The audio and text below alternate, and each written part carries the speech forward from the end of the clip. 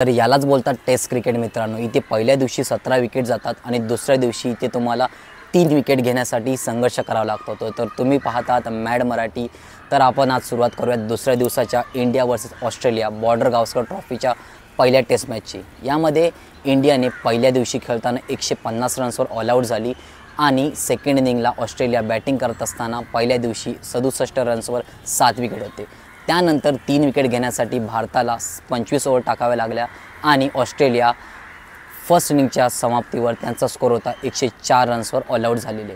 त्यानंतर इंडिया जेव्हा बॅटिंग करायला आली तेव्हा मी मागच्या व्हिडिओमध्येही बोललेलो की इंडियाला इथे 70 ते 80 ओव्हर खेळाव्या लागणारच आहेत जर ऑस्ट्रेलियाला हरवायचं असेल तर इथे ऑस्ट्रेलियाला ऑल आउट करण्यासाठी इथे जसप्रीत बुमराहने 5 विकेट घेतला आहे। तो ऑस्ट्रेलियामध्ये जाऊन 5 विकेट हॉल्ड घेतला आहे। त्याने खूप असा चांगली अशी बॉलिंग परफॉर्मन्स केला आहे। त्यामध्ये हर्षित राणाने 3 विकेट घेतले आणि 2 विकेट याने मोहम्मद सिराजने